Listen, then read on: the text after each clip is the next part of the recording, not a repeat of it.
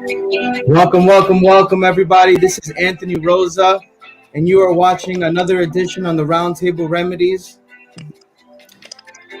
In January, we were talking about taking the challenge. In February, we've been talking about making the adjustments. And I want to welcome back our speakers. And in speaker rotation, I just want to allow you all just to say who you are and where you're calling from. Hi, I'm Yelly.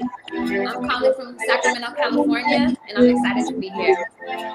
Awesome, Yelly. Welcome. Hello, everyone. Trey, calling from Georgia, and most definitely excited to be back. Hi guys, I'm Nina from London, and I'm happy to be back. Well, for those that are watching and have been watching our shows, the Roundtable Remedies was created to inspire, connect, and educate you with real people, real stories, and talking about our real challenges. And these takeaways, or what we like to call remedies, are what has helped us get through some of the challenges. And today we're going to be talking about adjustments. And with everything that's been going on, this show, we've been trying to uplift, and we want to make sure that you guys are engaging with us. So feel free to like, comment, share. Feel free to ask us any questions, whether you're watching on the live or watching on the replay. We want to make sure that we can hear your story. And we have a very, very special show for you lined up. And so the first speaker that I would like to bring up, Yelly, she brings something very special to the music industry. And with her platform and what she's doing, speaking into her audience, uplifting her generation, I just want to say thank you so much. Thank And you. so today, we're going to be talking about making those adjustments. And I'm sure you had to make some adjustments today. So Yeah. talk to us about, how did you start out the year? What were some of the challenges from January, and, what were some of the adjustments you had to make moving forward? Yeah, so I started out this year really strong. I released my EP Between Us, and I had been working on that for some months, and I just put a lot of time, effort, energy into really making sure that body of work was, just up to par, and just, the highest quality of the music, lyrics, everything. There's so much that goes into creating a project. And so, January, I was able to release that project, and, it's been doing great. It's been amazing to just see how people have reacted to the project. We're here and we're talking about adjustments, and we're talking about, the process and what it takes to get to where you want to be. And, it's a lot harder when you're going throughout the process, than when you first just have the vision or the dream. Sometimes it's like, okay, like I can do that. And then it's like you get hit with these different blocks along the way. But for me, what's been able to push me forward is being able to just have that mindset that no matter what is going on, no matter what adversity I'm facing in the moment during the process, I'm able to collect my thoughts and make my next move really just the best move that I can make. I really feel like, just releasing a project, it's like, okay, now the project's done, now it's out. So now you have to put in that next step of promoting the project, getting the world to hear it. And so I just have been on that, and it's been going very well, but I definitely will say it takes grit. And that's one thing that you really have to hone in on when you are making adjustments, is just that grit. So can you talk a little bit about what grit means to you for someone that may not, you say grit. Yeah, I know, I have heard it, and so what does grit mean to you? Grit means to me is just like the ability, to really just continue to move forward no matter what's happening, no matter what's around you, no matter what kind of energy you're able to really put yourself in that place, to be able to do the things that need to be done. There's a lot of things that kind of try to pull us back or hold us down, or sometimes the universe just might be in, you just never know. And so I think just grit is just the ability to just push forward and kind of have that strength to prevail. Wow, thank you so much. And you talk about that release. I think that a lot of us, we do have a body of work, or we do feel that we might be, you know, needing a release. What do you recommend for those that they have this body of work or they have this pressure, but they don't really know how to channel it? How do you release? I think releasing, it's like you have to be grounded in your process of doing any kind of work. If you're kind of just everywhere and just moving, but you're not really moving towards anything, you can't truly really release if it's just like, if it's not really grounded, I feel like. So I think it's really just important to keep yourself in your own headspace to where you're able to still keep pushing forward and still keep putting out your energy in the most productive way possible. Yeah, and putting it into the world, creating an action plan, writing something, just if you want to release, sometimes when we just feel that pressure on our shoulders and we're just like, just kind of really just slowing it down. Yeah. And I like that. I appreciate that. And that's very important. So those that are watching right now, if there was something that you were going through and there was an adjustment that you need to work on and you're trying to release, share right now, comment, and let us engage with you. Yelly, we're definitely gonna be hearing more from you a little bit later. And Michael Peluso comes on and says, "Hey Trey," you know, and bringing up our next speaker, Trey. You definitely have a way to inspire. You have a gift, and sometimes when we're realizing our gifts, sometimes we have to go through things to really find out those gifts. And as we're going through those things, it's not very clear what our gift is. It's not like wrapped up in a bow and yeah, this is my gift, you know? And as we're going through this journey, Trey, I'm finding and I'm learning and I'm watching and I'm seeing you just evolve and grow and just be courageous. And, so what has been some adjustments you had to make? And talk to us a little bit about how you've been able to push through. So first thing first, I want to just ask you guys a question for everyone that's in the audience. What do you do when you are no longer able to change your current situation? One thing I realized was you have to change yourself. You have to stand tall and face it all. I always remember, tough times really don't last long, even if sometimes it seems as you just can't get a break. I had to ask myself, could God just be testing me to grow me into this tough person? Yes, at times, like it's very stressful. But guess what? Every day you're still here, able to have a new beginning. I constantly tell myself, Trey, you are a blessing. You see, my whole life has seemed as if I was going through tough times. I seen death chasing me at the age of 16, and still to this day, it haven't stopped. The day before Thanksgiving, I was involved in a bad car accident at my job. The day before Thanksgiving. But it's crazy because right before that day, right before I got into the car accident, I got a message that, Trey, I'm gonna push you into your destination. I ain't know what was finna transpire. I just knew that I got this message. I'm gonna push you into your destination. And I say about 20 minutes later, I got into that car accident. A driver hit me like dead in my driver door. Didn't know what to do. I was in a truck and it flew into a ditch. I couldn't work. I most definitely didn't even want to drive anymore. And I found myself slowly falling into a depressed state. The worst part about it all, I was left in the city that's about 2 hours away from me. No ride, nobody come pick me up. We got COVID going on.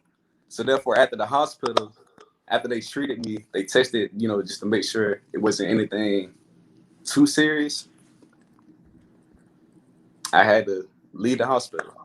So I'm there, fresh out of it, fresh out of a car accident, having to walk about 10 miles, well, about 10 minutes to the nearest Walmart to kind of sit there and kind of wait on my ride, which took another about 4 to 5 hours.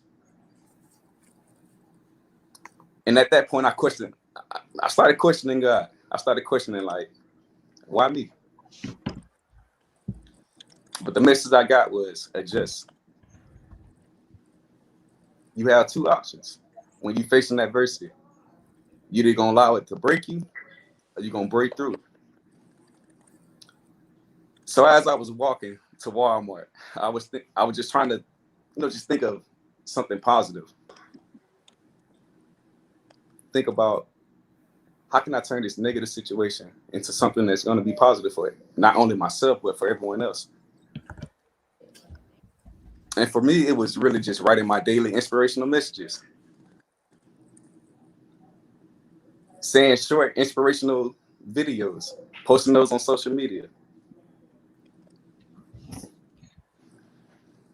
So really what I want to challenge everyone is find your release. Truly find your release. You got to release the negative energy that's inside of you, or you're going to allow it to drive you crazy. This world has been on shutdown with COVID. But guess what, though? It's a blessing to allow you to open up and find the gift that's within you and fall back in love with yourself. Truly just grow and use this time to realize that I am the blessing. Since I am the blessing, let me be a blessing to someone else.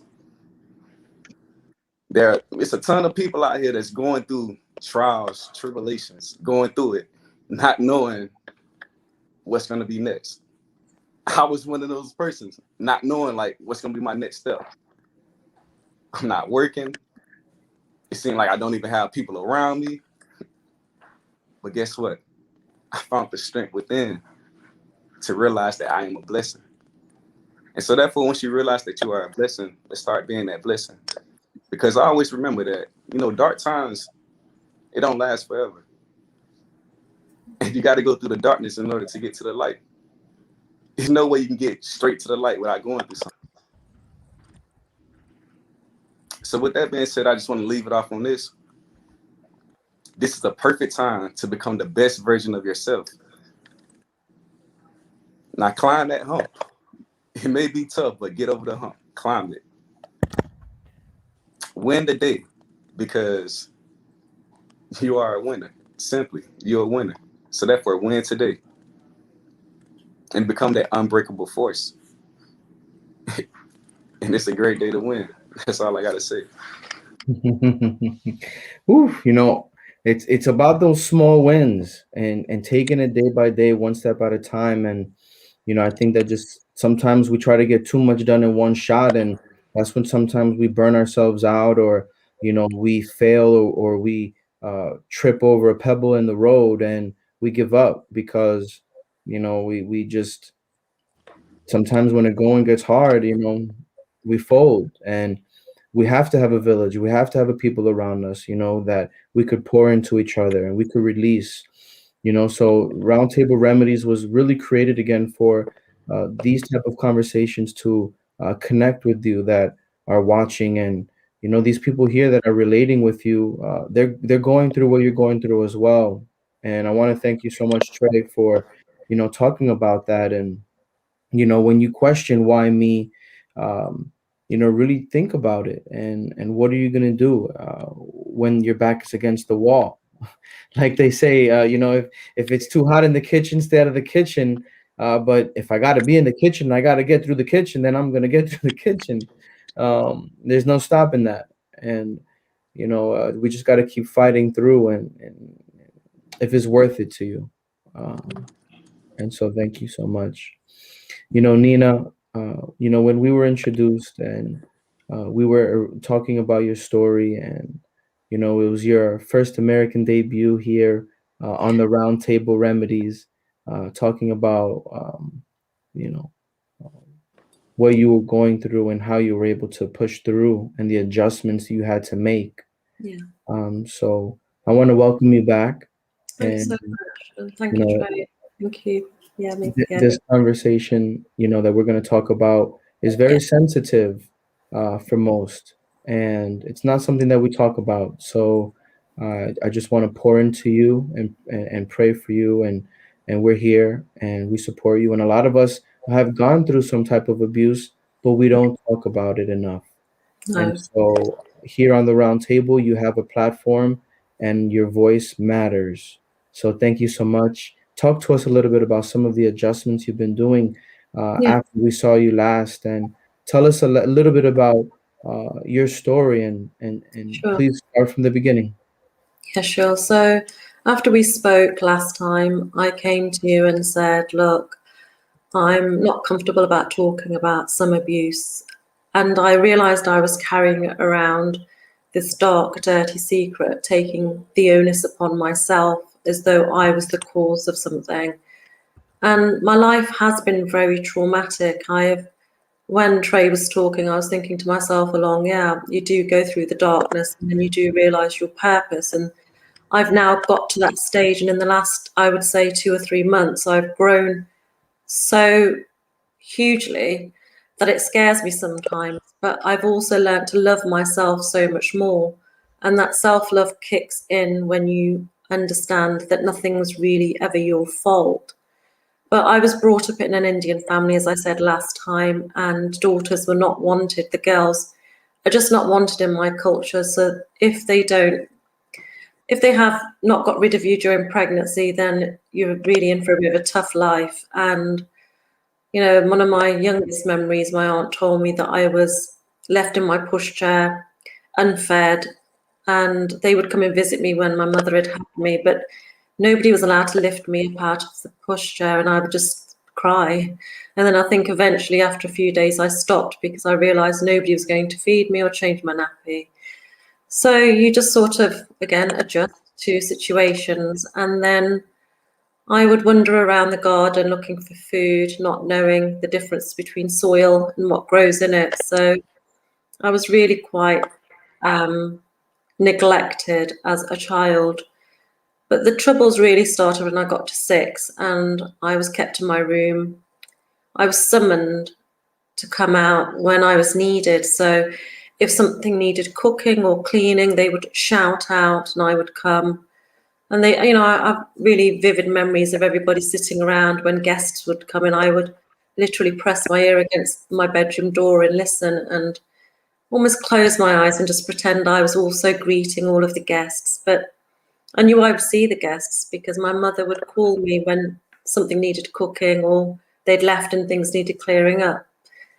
So I was really separated. I wasn't allowed to interact with anybody. It was a very lonely childhood. But when I got to 14, unfortunately, the same hands that were supposed to protect me were the same hands holding me down. And my father and his friends returned one day drunk and raped me. And that's the point in my life that I really just didn't want to live. I'd got to a stage where I just wanted to give up. I did end up getting pregnant. I don't know who by, because throughout the whole ordeal, I'd kept my eyes closed. And when I realised I was pregnant, they'd taken me somewhere to get rid of the child. But I came back and just wanted to die, because I think we all get to that stage. We all have those years, and I'm sure you've had them, 1 year that you just think, I can't do this anymore. Nothing's going the way I've just not got the strength anymore. And you have to remember, I was a child.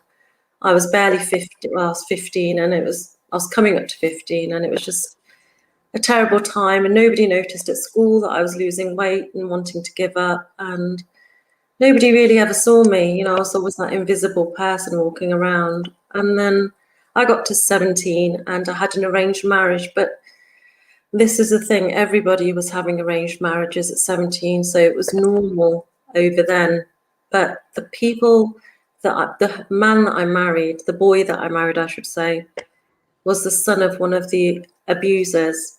And when I got married, he rejected me straight away. He didn't want me. And I was given a small closet room downstairs where, again, my job was to cook and clean and just be a servant. But for 4 years, I constantly fought off my father-in-law because I didn't want to go through rape again. I just didn't want it. And after 4 years, I decided to go home, and I begged my father and brother to just allow me to live there again. But my father, who was an ex-wrestler, and my brother, who's an extremely tall, huge guy, I've got 2 brothers, they beat me. And they beat me to the point where they broke my arm, my jaw, my hip. And I'd actually collapsed and passed out, but they were still stamping upon me because they were trying to kill me, because in my culture we have honor killings, and I had shamed them by leaving my marriage that I was arranged to. So they were so worried about what the community would say that they thought it best just to end my life. Somebody in the family did put me to one side. My other brother that I've got, he locked me away, but it didn't stop because they arranged to send me to India. And over there, they would have arranged to have me killed because it was an easier option than killing me in England, which is where we were. But I didn't want to die. And I somehow ran away, which I did. I could barely walk. I got to a small park around the corner where I hid. And I could watch my father driving around looking for me. And I hid there in fear, nothing else. I was dressed in a very small jacket. My body was still covered in blood. There was not 1 inch of my skin that wasn't cut or had bruises. And it got to a point where the morning came and I'd gone to somebody's house who had offered me shelter. And I took that shelter, not realizing I was going from frying pan to fire, because when you're in a situation, you don't see things. And I lived with him for 23 years, so it could have been a happy ending, but unfortunately it wasn't. I ended up having my daughter, which was the best thing that happened to me. And if you're a parent, you know that that gives you a purpose. It gives you a feeling that you've never had before, that you're needed almost, and you're loved, and you've got this loving little bundle. So she gave me a focus, and I wanted to give her everything I didn't have. So I worked every job I could. I started my own businesses. I was doing exceptionally well, but there was always something missing between my partner and myself. He really wasn't interested. So I kind of dismissed it because I wanted that perfect family life, and I did as much as I could for him. And then I had my son, my first son. You know, he's a joy. He still is. He's lovely. And then I got pregnant again. And during that pregnancy, the abuse was really bad at home. It was to the point where I was working, looking after the children, because my partner didn't work. But I was 8 months pregnant, and he pushed me downstairs, and I got to the hospital, and my baby died at birth. And that again was another blow where I didn't think I could carry on. And I don't remember one night of sleeping. I really don't remember half of the time, because for me, life stood still. And if you've ever suffered a loss and you're suffering from grief, your whole body starts to shut down, and you know you've got responsibilities, but it's just so difficult to carry on. I just wanted that baby back. And I did get pregnant again. I was super lucky that I had my youngest son. He is my joy. He gave me that will to live again. And, you know, you sort of muddle through, but I never really had that happiness because we were always dodging a bullet almost with my partner's behavior. I mean, he did some crazy things, like he set my pillow on fire as I was sleeping. And I knew it was wrong, but I didn't know what to do about it because I didn't realize I had a choice.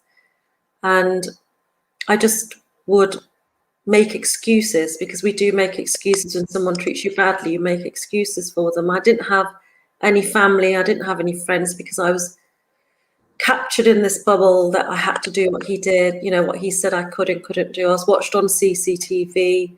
My car was tracked. There was not 1 minute I had where I could reach out for help if I even had the courage to, which I didn't. And as time went on, my daughter went to university. She realized there was something very wrong in the family once she'd stepped out of that circle of, she realized that this is not how it's supposed to be. So she would confront her father, and her father then forbid me to speak to her. So for a while, I wasn't allowed to speak to my daughter, which really was difficult. And then if you've been in a family with domestic violence and you're a son, you start to want to stick up for your mother. And that's what started happening with my middle son. He stuck up for me. And as a result of that, his father literally hurt him physically. So I decided I would take it upon myself to open a few more businesses so that I could afford to send him to a boarding school, because I was always looking for a solution, not understanding the solution was there. I didn't have to look at such a huge way of getting around a situation. But again, you don't realize you're stuck in a situation when you're in it. And he went off to boarding school and he loved it. But he always had a guilt feeling about him because he was okay. And he knew that what he was leaving behind wasn't very good. And then my youngest son fell apart because he had lost his brother, his buffer. And he actually got really poorly, got really sick. And he was in hospital on and off for nearly over a year. And I was with him all the time and working from the hospital. But his father, he didn't visit him once. And that was really hard for him, knowing that his father didn't care enough to come and see him. And when we came out of hospital, shortly after, my daughter received a message on her phone. She got a text message and she panicked. She did not know what to do. This message was a picture of me asleep with her younger brother, my son. We were on the sofas during the day. It was midday. It wasn't late at night. And when you get that gut feeling inside that something's so wrong, and she rang every phone in the house, because we had a landline and then we had another landline, so that if you're on a landline, he can check to see who you're speaking to. It was crazy. But one of the phones would never charge. So the base would ring, but nothing else would work. So she was ringing that base landline and my mobile phone. And eventually I heard the base ringing and I answered my mobile phone, but I felt so dizzy, I didn't understand what was going on. She was screaming. She literally screamed at me to get out of the house, to get up. And I went into the kitchen with the phone. I remember it very clearly. And I went into the kitchen. He'd left every tap of the gas stove on and the whole house was full of gas. And I really didn't know what to do. I dropped the phone. I picked up my son. I don't know how I did it because he's a big boy. And I dragged him upstairs. Thinking back now, I was thinking, why didn't I get out? Why didn't I just leave? But the fear that's instilled within you makes you think in a very different way. You almost become paralyzed to that sense of an invisible boundary that's created for you, and you know that you can't leave, because if you leave, he's going to kill you, but he's trying to kill you anyway. And you don't understand the severity of actions taken against you. But when we did leave, we didn't leave. My son went and told the school, because kids, they talk. And I think he'd got to a stage where he just needed to tell somebody. And I know how brave he was. Not only had my daughter saved our lives, but he was brave enough to speak out at school. And he did save us from the monster. That's the only way I can describe it. And he told the school and the police. They acted very quickly and they removed us without anything. So I left a huge 7-bedroom house with all my clothes and everything, my comforts, the comforts, and my car and everything. And we left phones. We just had to disappear as quickly as we could. And again, I didn't have any family. I didn't have any friends. The 1 or 2 people I knew rejected me and said that I couldn't stay with them because they were scared of my partner. So we ended up with nowhere to go. So what happens in this country, and it may happen there, is the authorities place you in an emergency home. And that emergency home was not habitable. And I've said this story many times, but it really does upset me when I think of the day we walked in there, because I I'd taken my son from everything he knew, and I was taking him into a house that it was just not, it's not about luxuries. It was just, when we walked in, the carpet was completely drenched in urine and the walls were covered in human feces. So it was, I just didn't know what to do. And I kept saying to myself, look, it's better than where you were. You'll be fine. You've made a choice. You've got to stick to it. You know, you've got him to look after. But that night I put him in the room, and I'd wrapped him up in my coat and got him to lie down because he was exhausted mentally, he really was. But as I sat in the other room, I didn't want him to hear me crying, but I don't know if anyone else has done that, but I was crying quietly and my whole body was shaking. And I don't think I've ever cried in my whole life the way I cried that night, because I was so desperate to get out of that situation. And the temporary accommodation was temporary, so we ended up becoming homeless.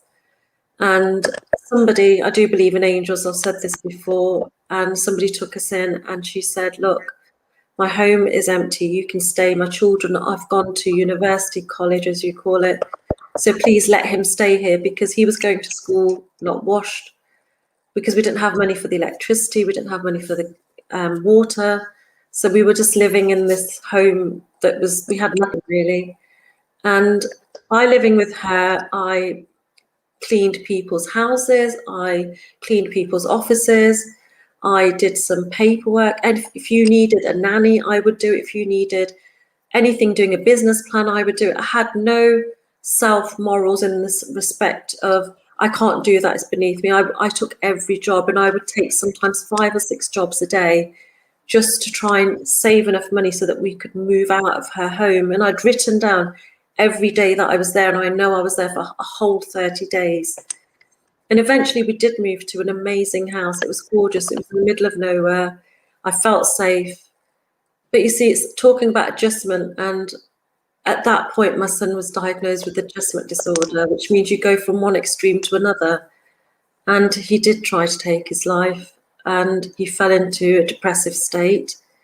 And I've been helping him since, and he's been finding his own way. But I felt at that time the future had been taken away from him, and I carry that guilt still to this day, that maybe I should have and could have. But I do understand, when you're in a situation, you decide what you're doing at that time, and you make the decision as it seems right then, whether it's right or wrong, you've done your best. But when I left, I really struggled with why I was always unwanted and always unloved, why I was never good enough for my parents, never good enough for my husband, never good enough for my partner for 23 years. And I came to a realization after all of that struggle, like Trey was saying, you go through that to find your purpose, and you do.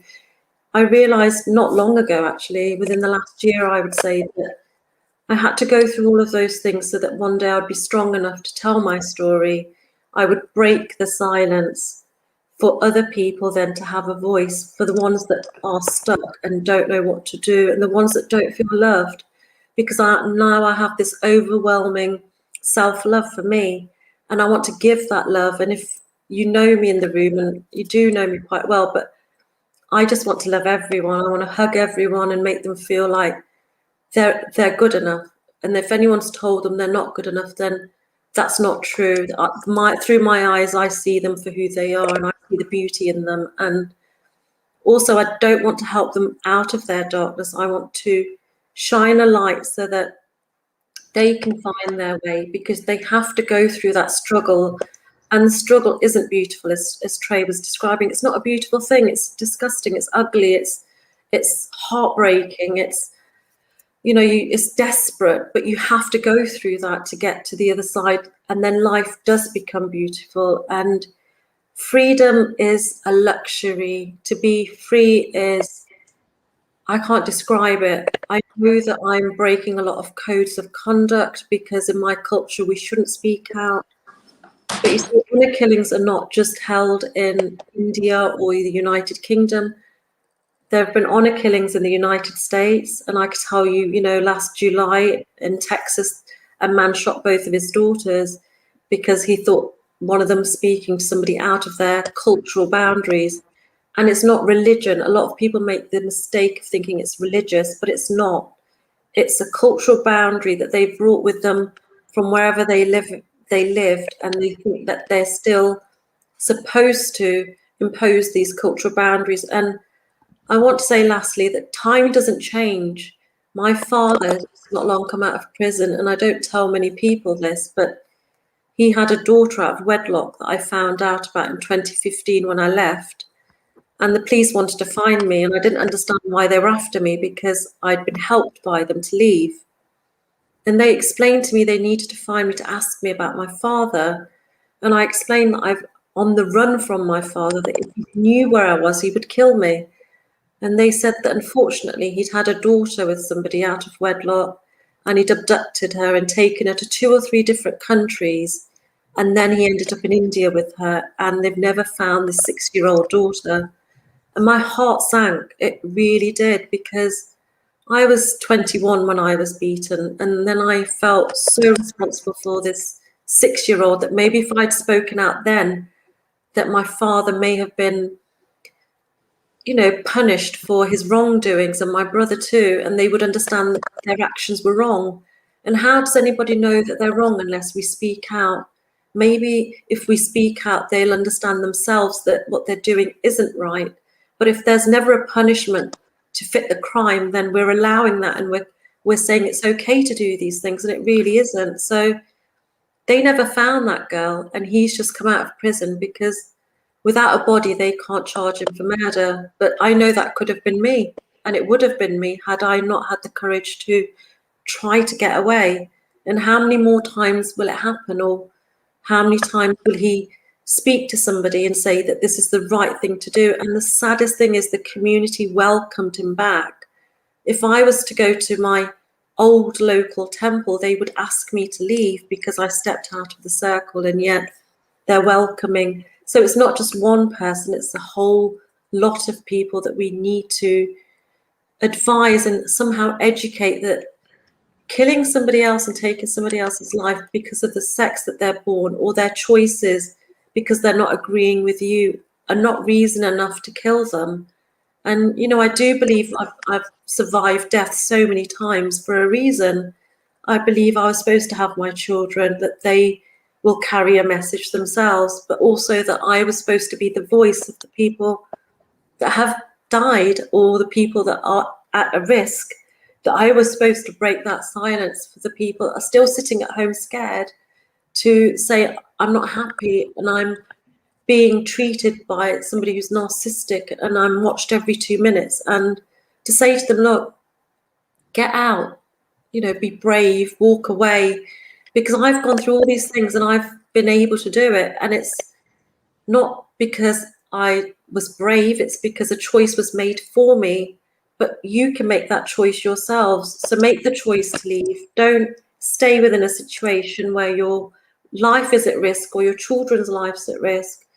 If you know that you're heading for an arranged marriage and it's not something you want to do, speak to somebody at school. And for all the people that are maybe watching a child being abused or don't feel something's right, go with your gut feeling. And if you don't want to be directly involved, just make an anonymous call so that child can be helped, because children are extremely innocent. And I didn't know what was going on, and I really didn't. And it was a really unfair thing that's happened to me, but it's taught me something that I can pass on to others. And if you are the abuser, consider what you're doing and the effects it has on not just the person you're abusing, but the long-term effects of that person. So that's my plea. And now I'm working towards going to as many places as I can, speaking on as many platforms as I can to get the message across. So like I said, maybe the abuser will listen, or maybe a neighbor will listen, or just for you to know more about it so that you can keep your eyes open. And like I said, make it anonymous, but you don't have to be involved. Or maybe that person that was me 5 years ago or 10 years ago or 20 years ago, or maybe that little girl that's sitting there is listening, or she's heard this and she feels she can go and take some of my strength and speak about what's happening to her. Yeah. Do you feel you need to escape? Do you feel paralyzed in fear? And sometimes when you're in a situation, you really don't know that you're in that situation. And freedom is a luxury, and it's so important to speak out. I want to say thank you, Nina, for being courageous and brave today and speaking out and educating us in a world that maybe most of us do not know about. And as we're coming to the point in the show where we're going into our final thoughts, staying in speaker rotation, Yelly, I want to bring you back up. As we're closing and talking about making the adjustments, what are some adjustments that you're going to continue to work on as you're moving forward and fighting through? I think definitely adjustments they're essential. And for me, I know that the adjustments that need to be made is really just, honing in on myself and, like Nina said, really just making that choice, and just having the strength to really just make the choices that are really hard. And it's really hard to do things that necessarily might like cause us to have so much fear, but really not let that fear conquer my destiny, really. So I think that that's definitely the adjustment that I will make. Fear, they say, is false expressions appearing real. So keep fighting through. You have a village that supports you, and this is just the beginning. Thank you. Trey? So I had an amazing friend that told me, when you're looking at trying to make an adjustment, you want to write down what you want to do. You want to write down what you need to release, and you want to write down what you need to continue to do. And so I always say, most definitely make that adjustment to really be honest with yourself, and make the choice to leave anything that no longer serves you. It's for you to be your best self. It's all about you becoming your best self and not what someone else think that you should be. Become your best self. Yeah, sometimes, we get caught up in the luxuries of life, whether it's the money, the fame, the clothing, the cars, the house. Sometimes we don't want to really leave that, although we know it's toxic. And it's kind of hard to make that decision because honestly, it's uncomfortable to make those adjustments. And it's even more uncomfortable thinking about it. So thank you so much. Write down your plan, write down what you want to do, write down your release, and take action. Thank you so much, Trey. And Nina, again, we had conversations on just having a release. And today you released the Phoenix on us, Yes. and just the power and the energy that came through. If you're watching this on the live or the replay, I know you felt it.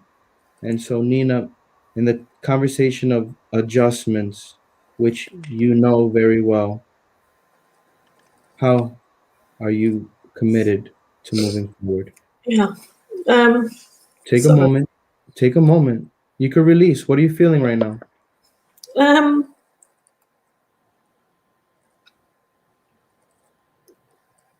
It's hard. It's hard breaking the silence, and the way we're brought up, excuse me, is that we shouldn't speak against our parents and the things they do, but it's also a realization, and it's also a realization of my journey, and I don't want anybody else to feel what I felt.